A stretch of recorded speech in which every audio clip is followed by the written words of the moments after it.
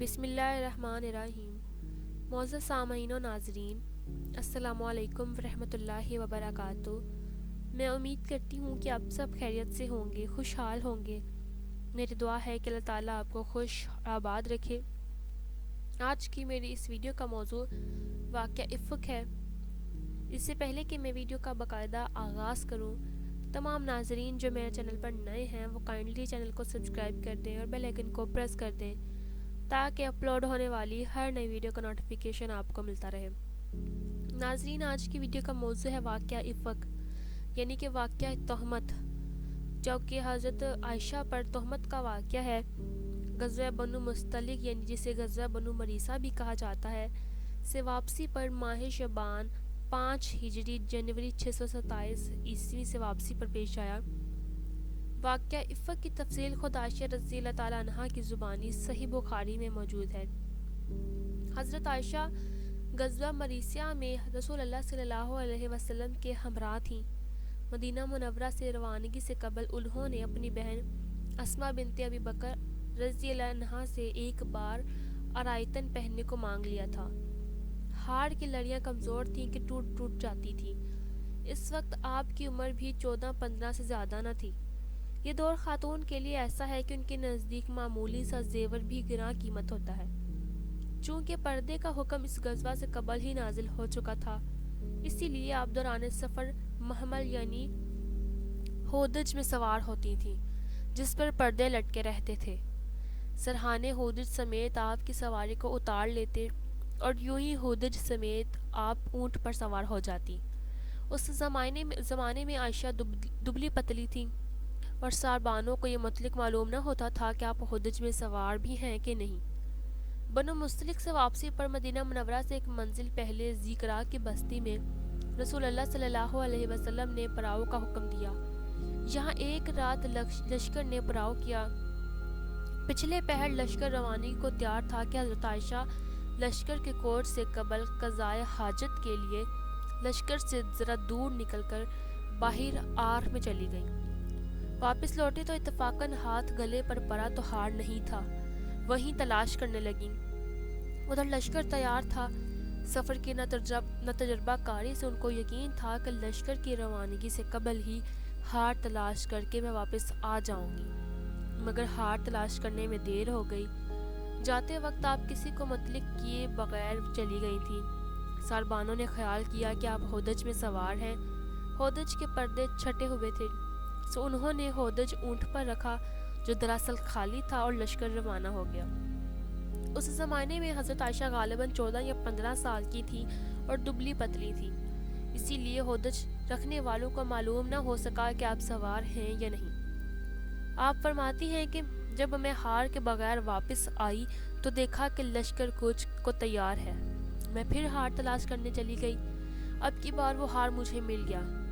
جب دوبارہ واپس آئی تو دیکھا کہ لشکر روانہ ہو چکا تھا اور لوگ مجھ کو ہودج میں بیٹھا ہوا سمجھ کر میرا ہودج اونٹ پر کس کر لے گئے تھے۔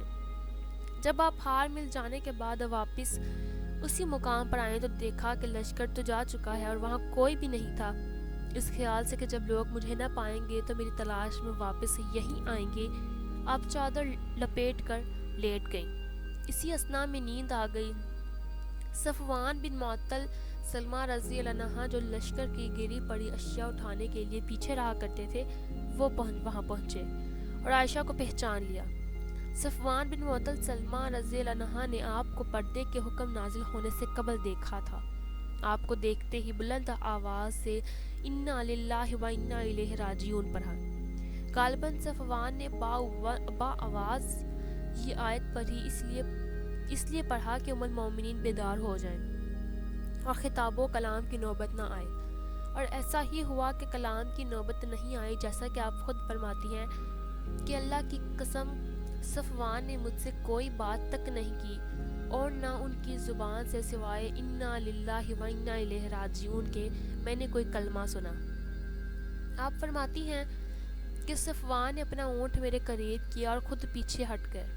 میں اس پر سوار ہوئی اور صفوان اس اونٹ کی نکیل پکڑ کر آگے ہو لیے اور لشکر کی تلاش میں تیزی سے روانہ ہوئے۔ یہاں تک کہ جب صبح ہوئی اور لشکر ٹھہرا تو صفوان مجھ کو لے کر لشکر جا پہنچے اور تہمت لگانے والوں کو جو کچھ کہنا تھا انہوں نے کہا، اور مجھ کو اس کی کوئی خبر نہ تھی۔ آپ خود فرماتی ہیں کہ لوگ پڑاؤ میں اتر چکے تھے اور اطمینان سے بیٹھے تھے کہ صفوان مجھے لیے ہوئے آگے آ گئے، تو اہل افق اور تہمت تراشوں نے جو کہنا تھا کہا اور لشکر میں تہلکہ مچ گیا۔ واللہ مجھے اس ہیجان کا کچھ علم نہ تھا۔ ابن ہشام نے آپ کے لشکر میں آمد کا وقت صبح لکھا ہے، جبکہ مستند تواریخ کے مطابق آپ کے لشکر میں آمد دوپہر کے وقت ہوئی، اور دوپہر کا وقت زیادہ صحیح معلوم ہوتا ہے، جسے امام بخاری نے خود حضرت عائشہ سے ان کی روایت سے نقل کیا ہے، کیونکہ منافقین نے دوپہر میں واضح دیکھا تو خباثت بکنا شروع کر دی۔ صبح کا وقت صحیح معلوم نہیں ہوتا، کیونکہ اگر صبح کا وقت ہوتا تو منافقین دیکھ نہ پاتے۔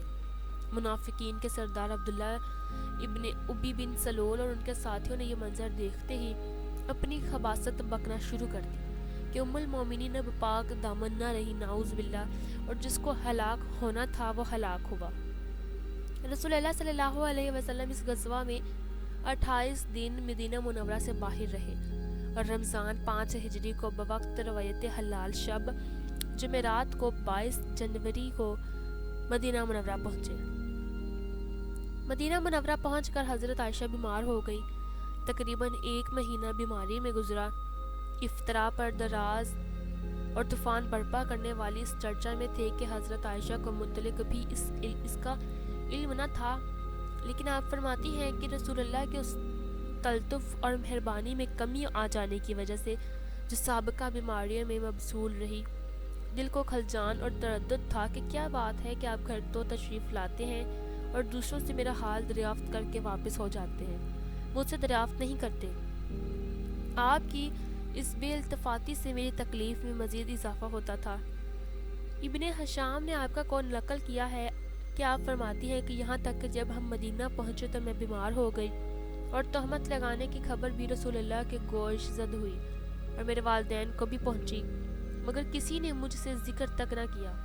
صرف اتنی بات ہوئی کہ اس سے قبل جب میں بیمار ہوتی تھی تو رسول اللہ میری دل جوئی فرمایا کرتے تھے۔ اس مرتبہ میں نے آپ صلی اللہ علیہ وسلم کی وہ توجہ اپنے حال پر نہ دیکھی۔ جب رسول اللہ گھر میں آتے تو میری والدہ ام رومان سے جو بیماری میں میرے پاس تھیں فقط اتنا پوچھتے کہ اب یہ کیسی ہیں، بس اس سے زیادہ اور کچھ نہ فرماتے۔ آپ فرماتی ہیں کہ ان حالات میں دل گرفتہ ہو گئی اور رسول اللہ صلی اللہ علیہ وسلم سے عرض کیا، یا رسول اللہ، اگر آپ مجھے والدین کے پاس جانے کی اجازت دیں اور میں وہاں منتقل ہو جاؤں تو وہ میری تیمارداری اچھی طرح سے کریں گے۔ تو رسول اللہ نے فرمایا کوئی حرج نہیں۔ اس پر ابن ہشام نے لکھا ہے کہ رسول اللہ نے فرمایا تمہیں اختیار ہے۔ چنانچہ میں اپنی والدہ کے پاس چلی گئی اور میں ان باتوں سے قطعاً بے خبر تھی اور قریباً 1 ماہ کی بیماری میں نہایت کمزور ہو چکی تھی۔ ہم عرب لوگ تھے، ہمارے گھروں میں اہل عجم کی طرح بیت الخلا نہ تھا۔ قضائے حاجت کے لیے مدینہ کی کھلی فضا میں چلے جاتے تھے، یعنی کھلے جنگل میں شہر کے باہر، اور خواتین حوائج ضروریہ کے لیے رات کو باہر جایا کرتی تھی۔ چنانچہ میں بھی ایک شب رفع حاجت کے لیے باہر گئی اور میرے ہمراہ ام مصلحہ بنت ابی رحم بن مطلب تھیں۔ چلتے چلتے وہ اپنی چادر میں الجھ کر ٹھوکر لگی اور گر گئی تو ان کے منہ سے نکلا مصطحہ ان کا بیٹا تھا۔ انہوں نے لکھا کہ مصطحہ ہلاک ہو۔ یہ سن کر میں نے کہا، اللہ کی قسم، تم نے ایک بدری مہاجر کو بددعا دے کر برا کیا۔ جس پر تم نے مصطحہ نے کہا، اے دختر ابی بکر، کہ تم کو وہ بات معلوم نہیں؟ میں نے پوچھا کون سی؟ تو مصطحہ نے مجھے سارا واقعہ کہہ سنایا۔ میں نے حیرت سے پوچھا، یہ بات ہو چکی ہے؟ مصطحہ نے کہا، ہاں واللہ یہ بات اب پھیل چکی ہے۔ میرے استان خطا ہو گئے اور میں رفع حاجت کے بغیر ہی واپس چلی آئی۔ واللہ میں رات بھر روتی رہی۔ میں نے محسوس کیا کہ روتے روتے میرا کلیجہ پھٹ جائے گا۔ یہ سنتے ہی مرض میں اور شدت آ گئی۔ میں اپنے والدین کے پاس آئی اور اپنی ماں سے کہا، اے میری ماں، آپ کو معلوم ہے کہ لوگ میرے بابت کیا کہہ رہے ہیں؟ ماں نے کہا، اے میری بیٹی، تو رنج نہ کر۔ دنیا کا قاعدہ یہی ہے کہ جو عورت خوبصورت اور خوبصیرت ہو اور اپنے شوہر کے نزدیک بلند مرتبہ رکھتی ہو تو حسد کرنے والی عورتیں اس کے ضرر کے در پہ ہو جاتی ہیں اور لوگ بھی اس پر تہمتیں تراشتے ہیں۔ ابن شام کی روایت ہے کہ میں نے کہا کہ میرے باپ کو بھی اس کا علم ہے؟ ماں نے کہا ہاں۔ ابن اسحاق کی روایت میں ہے کہ میں نے کہا اے میری ماں، اللہ تمہاری مغفرت کرے، لوگوں میں تو اس کا چرچا ہے اور تم نے مجھ سے اس کا ذکر تک نہ کیا۔ یہ کہتے ہوئے میری آنکھوں میں آنسو آ گئے اور میری چیخیں نکل گئیں۔ میرے والد بالا خانہ پر تلاوت قرآن میں مصروف تھے کہ میری چیخ سن کر نیچے آ گئے اور میری ماں سے دریافت کیا۔ ماں نے کہا کہ اس کو قصے کی خبر ہو گئی ہے۔ یہ سن کر میرے والد رونے لگے۔ مجھ کو شدت کا لرزہ آیا کہ میری والدہ ام رومان نے گھر کے تمام کپڑے مجھ پر ڈال دیے اور یوں ہی تمام رات روتے روتے گزر گئی۔ ایک لمحے کے لیے آنسو نہیں تھمتے تھے کہ اسی طرح صبح ہو گئی۔ ابو بکر نے شدت غم سے صرف ایک بار یہ کہا کہ اللہ کی قسم، یہ بات تو ہمارے حق میں زمانہ جاہلیت میں بھی نہیں کہی گئی۔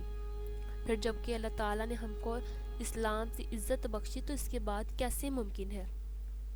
جب اس معاملے میں نزول وحی میں تاخیر ہوئی تو رسول اللہ نے حضرت علی اور حضرت اسامہ سے مشورہ فرمایا، جس پر حضرت اسامہ نے عرض کیا یا رسول اللہ، وہ آپ کے اہل ہیں جو آپ کے شایان شان اور منصب نبوت و رسالت کے مناسب ہیں، ان کی عصمت و عفت کا کیا پوچھنا؟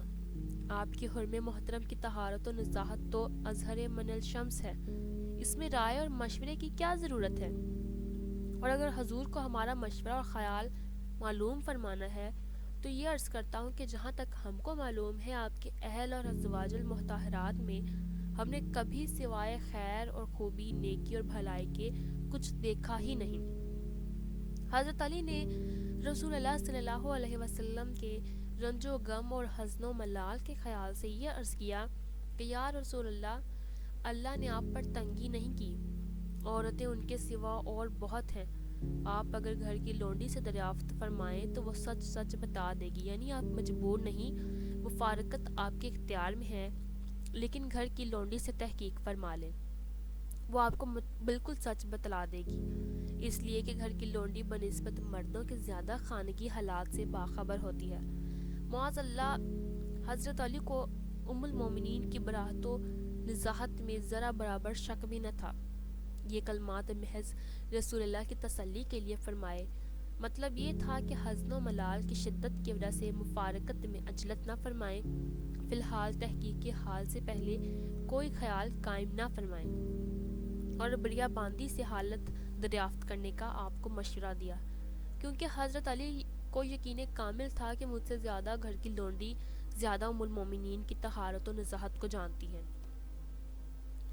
حضرت علی کے مشورے کے مطابق آپ صلی اللہ علیہ وسلم نے گھر کی باندی بریرہ رضی اللہ عنہا سے پوچھ گچھ کی۔ آپ نے بریرہ کو بلا کر ان سے پوچھا، کیا تو گواہی دیتی ہے کہ میں اللہ کا رسول ہوں؟ بریرہ نے کہا ہاں۔ آپ نے فرمایا، میں تجھ سے کچھ دریافت کرنا چاہتا ہوں، مجھ سے چھپانا نہیں، ورنہ اللہ تعالیٰ مجھ کو بذریعہ وحی بتلا دے گا۔ بریرہ نے کہا میں بالکل نہیں چھپاؤں گی، آپ دریافت فرمائیں۔ آپ صلی اللہ علیہ وسلم نے پوچھا، تو نے عائشہ سے کوئی ناپسندیدہ چیز دیکھی ہے؟ بریرہ کہنے لگی نہیں۔ صحیح بخاری میں ہے کہ آپ صلی اللہ علیہ وسلم نے بریرہ سے فرمایا، اے بریرہ، اگر تو نے ذرا برابر بھی کوئی ایسی شے دیکھی ہو جس پر تجھ کو شبہ اور تردد ہو تو بتلا۔ بریرہ کہنے لگی، قسم ہے اس ذات پاک کی جس نے آپ کو حق دے کر بھیجا، میں نے عائشہ کی کوئی بات معیوب اور قابل گرفت کبھی نہیں دیکھی، سوائے اس کی کہ وہ ایک کمسن لڑکی ہے، آٹا گندا ہوا چھوڑ کر سو جاتی ہے اور بکری کا بچہ آ کر اسے کھا جاتا ہے۔ رسول اللہ صلی اللہ علیہ وسلم بریرہ کا یہ جواب سن کر مسجد نبوی میں چلے گئے اور منبر پر کھڑے ہوئے اور خطبہ ارشاد فرمایا۔ اول حمد و ثنا بیان فرمائی اور بعد ازاں عبداللہ بن ابی کا ذکر کر کے یہ اشارہ ارشاد فرمایا، اے گروہ مسلمین، کون ہے جو میری اس شخص کے مقابلے میں مدد کرے جس نے مجھ کو میرے اہل بیت کے بارے میں ایذا پہنچائی ہے؟ اللہ کی قسم، میں نے اپنے اہل سے سوائے نیکی اور پاک دامنی کے کچھ نہیں دیکھا۔ اور اللہ حضا جس شخص کا ان لوگوں نے نام لیا ہے اس سے بھی سوائے خیر اور بھلائی کے کچھ نہیں دیکھا۔ یہ اشارہ صفوان بن معطل سلمہ رضی اللہ عنہ کے متعلق تھا۔ یہ سن کر قبیلہ اوس کے سردار سعد بن معاذ رضی اللہ عنہ کھڑے ہو گئے اور عرض کیا، یا رسول اللہ، میں آپ کی اعانت اور امداد کو حاضر ہوں۔ اگر یہ شخص ہمارے قبیلہ اوس کا ہوا ہوا تو ہم خود ہی اس کی گردن اڑا دیں گے، اور اگر قبیلہ خزرج سے ہوا اور آپ نے حکم دیا تو ہم تعمیل کریں گے۔ سعد بن عبادہ رضی اللہ عنہ جو قبیلہ خزرج کے سردار تھے کو یہ خیال ہوا کہ سعد بن معاذ ہم پر تعریض کر رہے ہیں کہ اہل افق قبیلہ خزرج میں سے ہیں، اسی لیے انہیں جوش آ گیا۔ ابن اسحاق کی روایت میں اس کی تصریح ہے کہ سعد بن معاذ رضی اللہ عنہ کو مخاطب بنا کر کہا، اللہ کی قسم تم اس کو ہرگز قتل نہ کر سکو گے، یعنی اگر وہ ہمارے قبیلے کا ہوا تو ہم خود اس کو قتل کر دیں گے، اگرچہ وہ شخص قبیلہ خزرج کا ہو یا کسی اور قبیلے کا ہو، کوئی بھی ہم کو روک نہیں سکتا۔ اور کیا تو منافق ہے جو منافقین کی طرف سے جواب دہی کرتا ہے؟ یہ تلخ کلامی حد سے بڑھ گئی۔ خدشہ تھا کہ کہیں قبیلہ اوس قبیلہ خزرج سے لڑ پڑے۔ اسی اثنا میں رسول اللہ صلی اللہ علیہ وسلم سے ممبر سے اتر آئے اور لوگوں کو خاموش کروایا۔ حضرت عائشہ رضی اللہ عنہا فرماتی ہیں کہ یہ دن بھی تمام کا تمام روتے ہوئے ہی گزرا، ایک دقیقہ کے لیے بھی آنسو نہیں تھمتے تھے۔ رات بھی اسی طرح گزری۔ میری اس حالت میں میرے والدین کو گمان ہونے لگا تھا کہ اب اس کا کلیجہ پھٹ جائے گا۔ جب صبح ہوئی تو بالکل میرے قریب آ کر میرے والدین بیٹھ گئے اور میں رو رہی تھی، اتنے میں انصار کی ایک عورت آ گئی اور وہ بھی میرے ساتھ رونے لگی کہ اسی حالت میں اچانک رسول اللہ تشریف لائے اور سلام کر کے میرے قریب بیٹھ گئے۔ اس واقعے کے بعد سے کبھی آپ میرے پاس آ کر نہیں بیٹھے تھے اور وہی کے انتظار میں 1 مہینہ گزر چکا تھا۔ آپ بیٹھ گئے اور اللہ تعالیٰ کی حمد و ثنا بیان فرمائی۔ اس کے بعد یہ فرمایا، اے عائشہ، مجھ کو تیری جانب سے ایسی خبر پہنچی ہے، اگر تو بری ہے تو ان قریب اللہ تجھ کو ضرور بری کرے گا، اور اگر تو نے کسی گناہ کا ارتکاب کیا ہے تو اللہ سے توبہ اور استغفار کر، اس لیے کہ بندہ جب اپنے گناہ کا اقرار کرتا ہے اور اللہ کی طرف رجوع کرتا ہے تو اللہ اس کی توبہ قبول فرماتا ہے۔ آپ فرماتی ہیں کہ جب رسول اللہ صلی اللہ علیہ وسلم نے اس کلام کو اختتام فرمایا، اسی وقت میرے آنسو ختم ہو گئے۔ آنسوؤں کا ایک قطرہ میری آنکھ میں نہ رہا اور میں نے اپنے والد سے کہا، آپ میری طرف سے رسول اللہ کو جواب دیں۔ انہوں نے کہا، میری سمجھ میں نہیں آتا کہ کیا جواب دوں۔ پھر میں نے یہی الفاظ اپنی ماں سے کہے تو ماں نے بھی یہی جواب دیا۔ اس کے بعد میں نے خود جواب دیا کہ اللہ کو خوب معلوم ہے کہ میں بالکل بری ہوں، لیکن یہ بات سب لوگوں کے دلوں پر اس طرح درجہ راسخ ہو گئی ہے کہ اگر میں یہ کہوں کہ میں بری ہوں اور اللہ خوب جانتا ہے کہ میں بری ہوں تو تم سب یقین نہ کرو گے، اور اگر بالفرض میں اقرار کر لوں حالانکہ اللہ خوب جانتا ہے کہ میں بری ہوں تو تم سب یقین کرو گے۔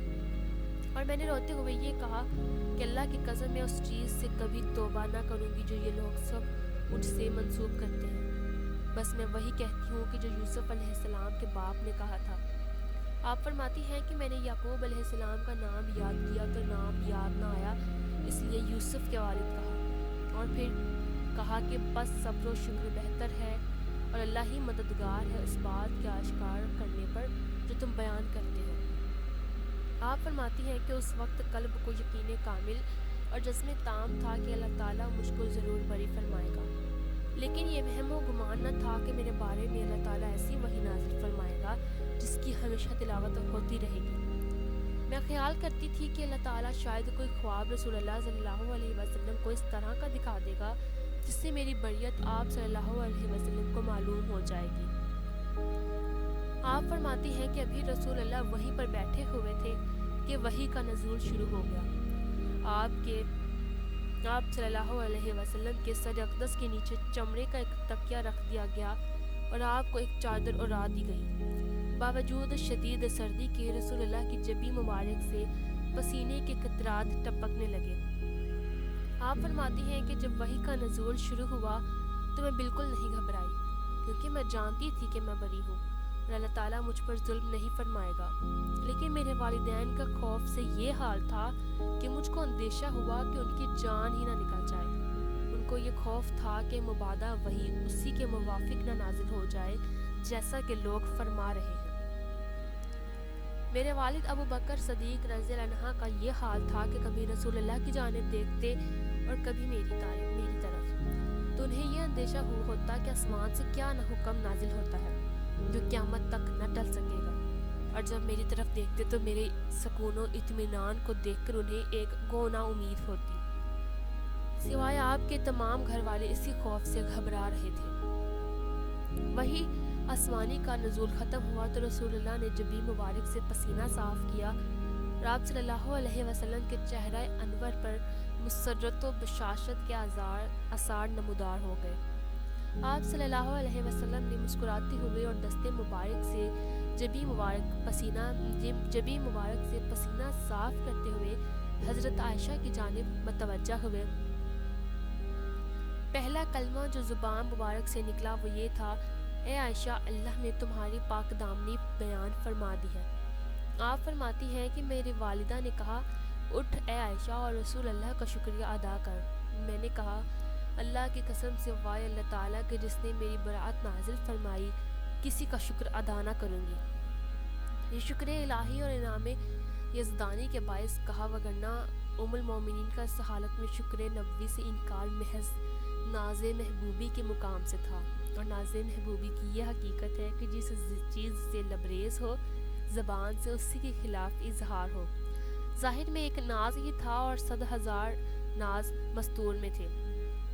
حضرت عائشہ صدیقہ رضی اللہ عنہا کی برات میں سورہ نور کی آیات 11 سے 20 تک نازل ہوئیں۔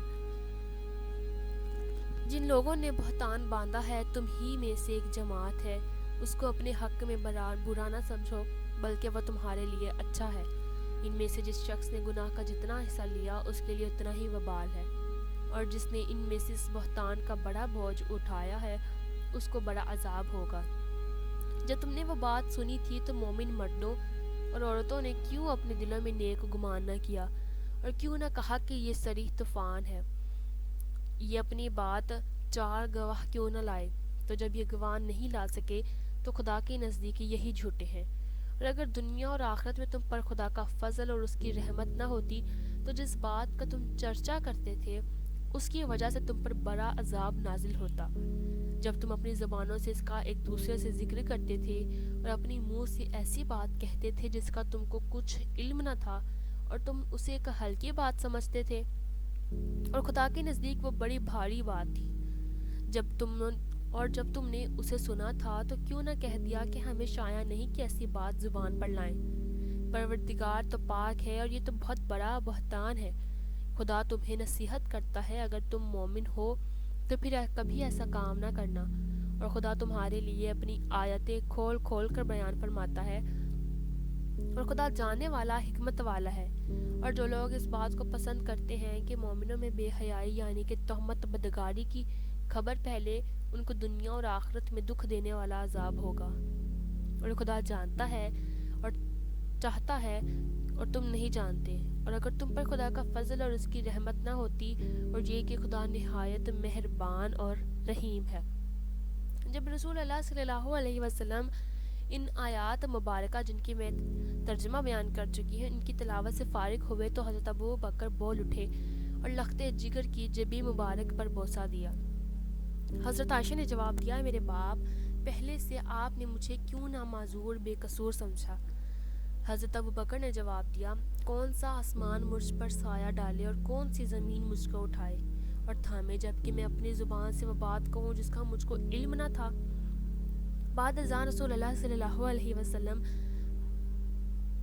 حضرت ابو بکر صدیق کے مکان سے مسجد نبوی میں تشریف لائے اور مجمع عام میں خطبہ دیا اور یہ آیات بیان فرمائیں، اور یہیں پر حضرت عائشہ کے واقعے جو ان پر تہمت لگائی گئی تھی تمام معلومات اپنے اختتام کو پہنچتی ہے۔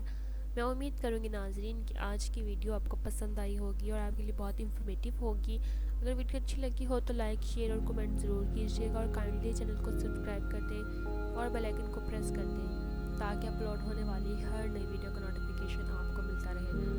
اپنی دعاؤں میں یاد رکھیں۔ اللہ حافظ۔